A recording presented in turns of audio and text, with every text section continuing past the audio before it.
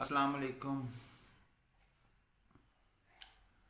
आज एक मसले पे गुफ्तगू होनी है क्योंकि पिछले कुछ दिनों में कुछ चीज़ें ऐसी आईं जो दोस्तों ने पूछी इनबॉक्स में भी।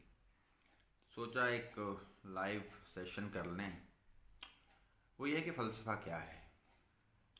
असल में फ़लसफ़ा कदीम यूनानी लफ्ज़ है, फ़िलो और सोफ़िया से बनता है। फ़िलो मोहब्बत को कहते हैं और सोफ़िया जो है वो कहने की अकल को कहते हैं, यानी अकल से मोहब्बत। ये इससे जब मिलाते हैं तो ये फ़िलासफ़ी बन जाता है। फ़लसफ़े में बुनियादी तौर पे तीन चीज़ें देखी जाती हैं। कोई चीज़ क्या है, क्यों है और कैसी है। जिस तरह से हर इल्म का एक दायरा होता है, उसी तरह से फ़लसफ़े का भी एक दायरा है। यानी हर चीज़ फ़लसफ़े में नहीं आएगी। इसमें कुछ चीज़ें हैं जिनको हम देखेंगे। जैसे अब कुरान से अगर आप कहें कि जी आप कोई बियोलॉजी का चैप्टर निकालना चाहें तो वो ज़ाहिर है उसका सब्जेक्ट नहीं है, उसका सब्जेक्ट रूहानियत है। इसी तरह से यहाँ पर भी फ़िलासफ़ी में 5 बड़ी शाखें हैं जिनको ये डील करती है। उसमें सबसे पहली है लॉजिक, यानी मंतक। और अगर गौर करें तो दुनिया में सिर्फ 2 इल्म हैं, एक लॉजिक और दूसरा कम्युनिकेशन। यानी लॉजिक आप अकल तलाश करते हैं, मंतक तलाश करते हैं किसी चीज़ में, और उसकी एक ज़बान होती है। जैसे मैथमेटिक्स जो है उसकी ज़बान, उसके वो जो फिगर्स हैं, जो सिंबल्स हैं वो हैं। अगर इंग्लिश है तो उसके लफ्ज़ इंग्लिश के हैं, लेकिन वो भी एक लॉजिक की तलाश में है। इसी तरह से साइंस है, उसके भी अपनी एक टर्मिनोलॉजी, अपनी इस्तिलाहात हैं और उसमें भी वो लॉजिक तलाश करती है। इसको यूं आप मुमासलत ला सकते हैं कि जैसे इंसान 3 तरह के होते हैं, नेगेटिव, पॉजिटिव और न्यूट्रल। इस तरह से अगर आप देखें साइंस में एक न्यूक्लियस होता है, मरकज़ा, और उसके गिर्द 3 चार्जेस होते हैं। इलेक्ट्रॉन होते हैं, प्रोटॉन होते हैं, न्यूट्रॉन होते हैं। तो इलेक्ट्रॉन नेगेटिव होते हैं जिन पे चार्ज होता है, और प्रोटॉन पे पॉजिटिव होता है, और न्यूट्रॉन जो है वो न्यूट्रल को हम कहते हैं। तो ये इसी तरह से आप देखें कि मैथमेटिक्स में भी प्लस माइनस का तस्वुर है। इंग्लिश में आप नॉट या नो का लफ्ज़ लगा देते हैं या नेगेटिव का लफ्ज़ लगा देते हैं। अरबी में आप ला का लफ्ज़ ले आते हैं, और इसी तरह से ना का लफ्ज़ फ़ारसी में आ जाता है। तो ये ज़बानें मुख्तलिफ हैं लेकिन सबका रास्ता एक है। हमारे फैसलाबाद में घंटा घर मौजूद है, क्लॉक टावर। यहाँ पे आप देखें घंटा घर एक है लेकिन रास्ते 8 हैं। तो इसी तरह से बुनियादी इल्म लॉजिक ही है। तमाम उलूम लॉजिक की तलाश में है और उसका जो ज़बान है वो मुख्तलिफ है।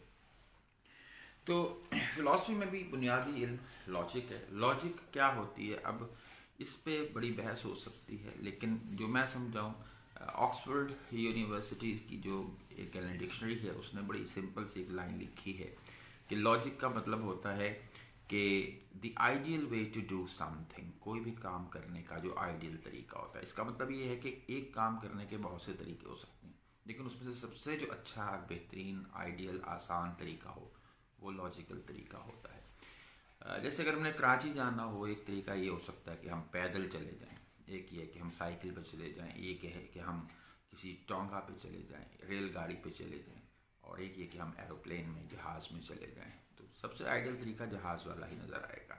जैसे ये एक बटन है 5-7 लगे हुए, लेकिन इनमें से एक जो ट्यूब के लिए है वो एक ख़ास बटन है, वो दबाएंगे तो ऑटोमेटिकली वो ट्यूब जल जाएगी। कुरान में आता है वल्लाहु खैरुर राज़िकीन, के बेशक अल्लाह बेहतरीन राज़िकों में से है। अब सवाल पैदा होता है कि क्या और भी कोई राज़िक हैं, क्योंकि राज़िक की जमा राज़िकीन है। तो यहाँ अगर इस तरह से लेंगे मतलब तो इसका ये माना निकलेगा कि जैसे और भी राज़िक मौजूद हैं, अल्लाह खुद मान रहा है। लेकिन यहाँ पे हमें जो आइडियल वे है वो ये है कि रिज़्क कमाने के बहुत से तरीके हो सकते हैं।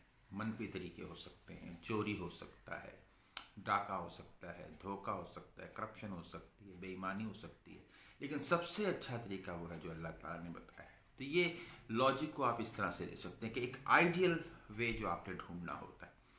दूसरा जो इसमें शाख है फिलॉसफी जिसको डिस्कस करती है वो है पॉलिटिक्स। पॉली का मतलब बहुत होता है, मैनी, बहुत ज़्यादा, बहुत सारे। टेक्स जो है वो टेक्टिक्स से लफ्ज़ निकलता है, तरीक़ों से, यानी बहुत सारों को कंट्रोल करने का तरीका। मेरी नज़र में माँ एक बेहतरीन पॉलिटिशियन होती है, जो बहुत उसके बच्चे होते हैं 3 4 5, वो उनको पालना जानती है। उसे पता होता है किस बच्चे को अगर मैंने थप्पड़ मारा तो चुप हो जाएगा, किस बच्चे को 1 रुपया दिया तो वो चुप हो जाएगा, किसको गोद में उठा लिया तो वो चुप हो जाएगा, और किसको बिस्किट दे दिया तो वो चुप हो जाएगा। तो she knows how to control all the children. यही जब रियासत पे बात जाती है तो फिर वो पॉलिटिक्स का तस्वुर उस तरह से आ जाता है कि तमाम आवाम जो हैं उनको कैसे कंट्रोल करना है, क्योंकि कानून और इंसानी ख्वाहिशात, इनके दरमियान अगर तवाज़ुन आ जाए तो इसको हम एक मुआशरा कहते हैं, एक आइडियल मुआशरा कहते हैं। और पॉलिटिक्स यही होती है कि लोगों की सहूलियात उनको पूरी दी जाएं, उनसे लेकिन तकाजा किया जाए कि वो कुछ चीज़ों पे हुकूमत का साथ देंगे। इसके लिए फिर तस्वुरात हैं, खिलाफत का एक तस्वुर है, बादशाहत का एक तस्वुर है, जमहूरियत का एक तस्वुर है।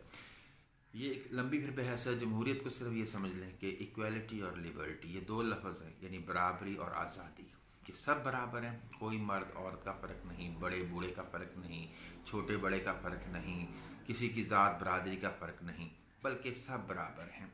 और आज़ादी ये कि आप अपने मामलात में आज़ाद हैं, तहरीर में, तकरीर में, लेकिन आपकी आज़ादी दूसरे के लिए परेशानी का बायस ना बने। ये डेमोक्रेसी की असल रूह है। आपको तनकीद की इजाज़त होती है, लेकिन तनकीद ऐसा नहीं होनी चाहिए कि वो किसी का दिल दुखाए। तो पॉलिटिक्स के बाद तीसरी चीज़ जो हमारे सामने आती है वो है इसमें एथिक्स, अखलाकियात। अखलाकियात जो होती है वो क्या होती है? देखें, हम ये जानते हैं कि अखलाकियात 2 चीज़ों पर मुश्तमिल है। एक है अच्छाई और बुराई का इल्म, और दूसरा उस इल्म का दुरुस्त इस्तेमाल। सिर्फ अच्छाई और बुराई का इल्म काफ़ी नहीं होगा अगर उसका इस्तेमाल करना ना आए। अच्छाई और बुराई का इल्म, जैसे देखें कि चुगली करना कितनी बुरी बात है। हमारे इस्लाम में है कि कोई चुगली करे तो यूँ समझें कि जैसे कोई अपने ही भाई का जो है वो गोश्त खा रहा हो, मुर्दा भाई का। लेकिन कुछ मामलों में चुगली बहुत ज़रूरी है। ये है right use of that knowledge. वो कैसे?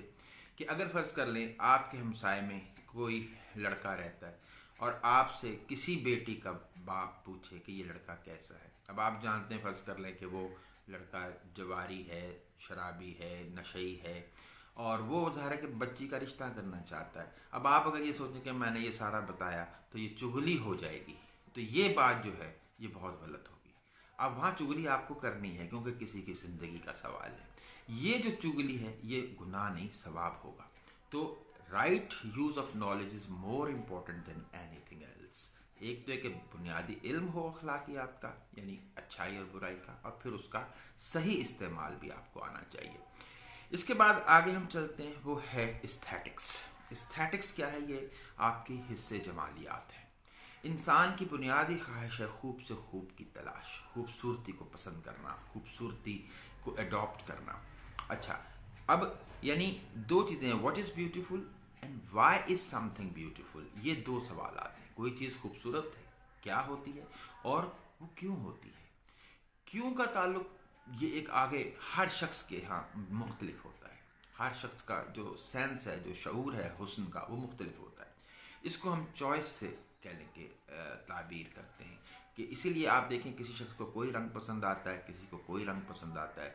आप किसी घर में जाएं, वहाँ पे किसी ने किसी तरह से डिज़ाइनिंग की हो तो आप खुद कहते हैं नहीं इसको ऐसे कर लें। असल में वो क्या होता है, आप अपने सेंस ऑफ ब्यूटी के तहत उसको बता रहे होते हैं कि इसको ऐसे कर लेना चाहिए। ये जो एस्थेटिक्स है, इसमें ब्यूटी क्या है, इसको हम यूँ समझ सकते हैं कि किसी भी चीज़ में तवाज़ुन और तरतीब, ये होती है ब्यूटी। कि कोई अगर यहाँ पे बेतरतीबी से कोई चीज़ पड़ी होगी तो अच्छी नहीं लगेगी, वही अगर तरतीब से हो। लाइब्रेरी में और आम चीज़ों में क्या फ़र्क है कि आम अगर जगह पे किताबें हैं यूं ही बिखरी पड़ी तो वो कबाड़ खाना है, उन्हीं में तरतीब आ जाए तो एक लाइब्रेरी हो जाती है। यही चीज़ इंसाफ कहलाती है कि जिस चीज़ को जहाँ होना चाहिए वहाँ हो। यही चीज़ डिसिप्लिन कहलाती है कि हर चीज़ अपने मकाम पर मौजूद हो। तो शोबे अलग-अलग होते हैं, बुनियादी तस्वुर एक ही होता है, ब्यूटी, हुस्न। ठीक है, जैसे मैथमेटिक्स में एक सवाल करने के मुख्तलिफ तरीके होते हैं, लेकिन सबसे जो बेहतर, तेज़, आसान तरीका होगा वो उसका ब्यूटी हो, वो उसकी ब्यूटी होगी। और इसमें फिर कहने के आगे हमारे जज्बात होते हैं जिनका इजहार होता है। मैं इंशाअल्लाह नफ्सियात के हवाले से भी बात करूँगा कि कहाँ पे मसला आता है कि वो ब्यूटी जो है जो हम चाहते हैं वो हमें क्यों हासिल नहीं हो पाती है, क्या मसाइल आ जाते हैं।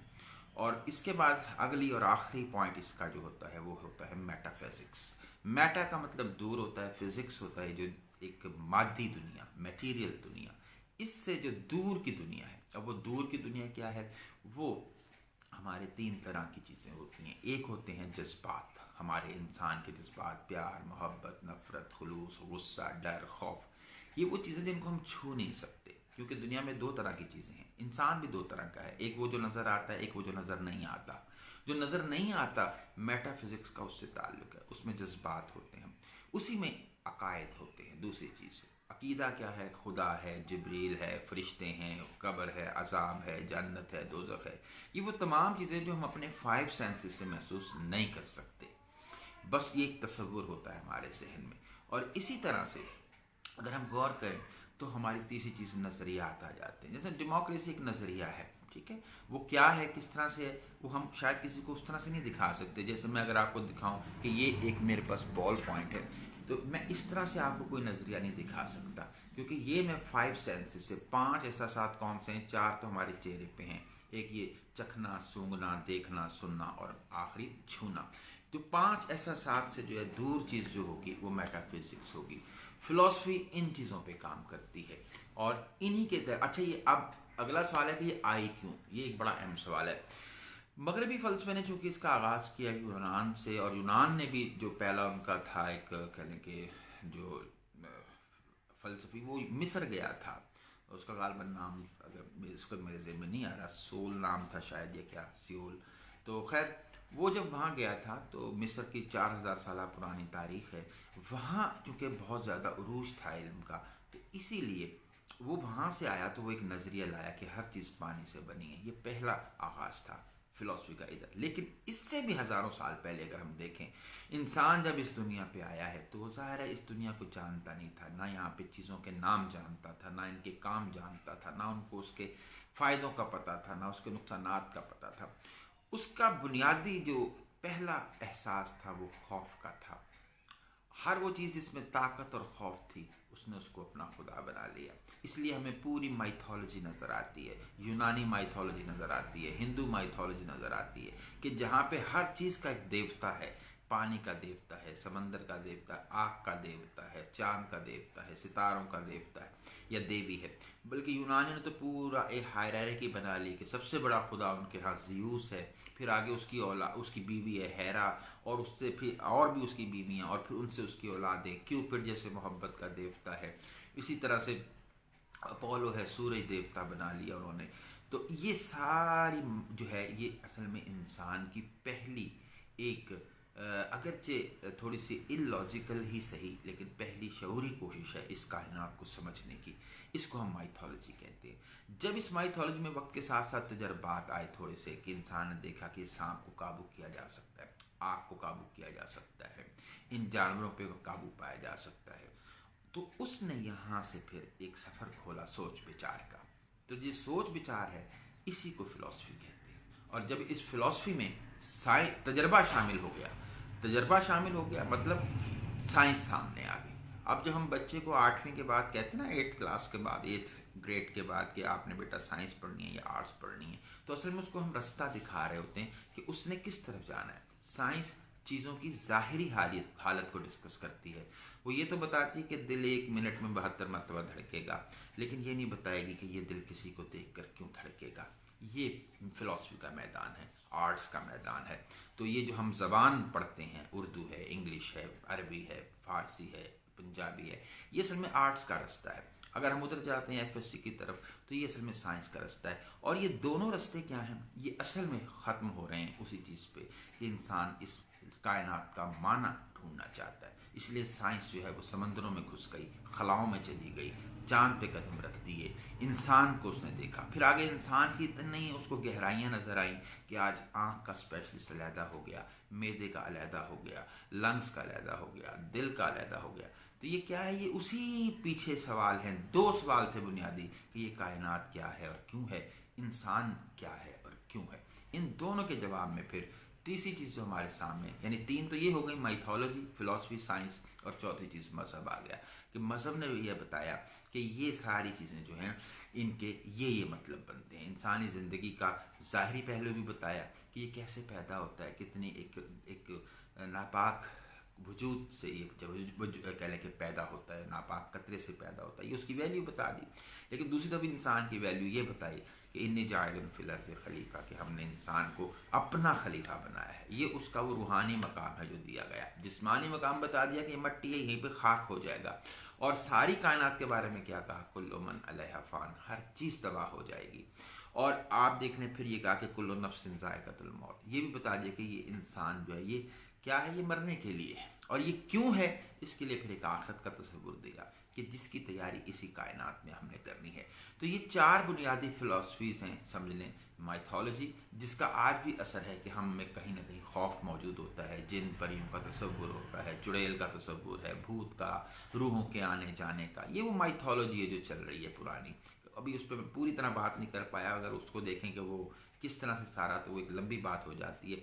ये आज एक बुनियादी खद्दोखाल थे जो मैंने आपको माइथोलॉजी के लिहाज से, फ़िलासफ़ी के लिहाज से, साइंस और मज़हब के लिहाज से आपके साथ डिस्कस किए हैं।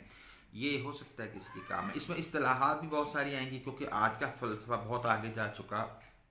मॉडर्निज़म कैसे आया, पोस्ट मॉडर्निज़म, फिर पोस्ट मॉडर्निज़म में क्या क्या शक्लें हैं, वो कैसे सामने आई हैं, उनमें फेमिनिज़म का नज़रिया, मार्क्सिज़म का नज़रिया, साइको एनालिसिस का ज़रिया, ये सारी बातें जो हैं ये इंशाल्लाह आगे 1-2-3 जो वीडियोस होंगी वो उसमें इंशाल्लाह कोशिश करेंगे इसको कवर करने की, ताकि लोग इसको बुनियादी तौर पे समझ लें। क्योंकि अगर हमारे ये इल्मी तौर पे ये तरतीब पैदा हो जाए जहन में, तो चीज़ों को हमें डिस्कस करने में बहुत आसानी हो जाती है।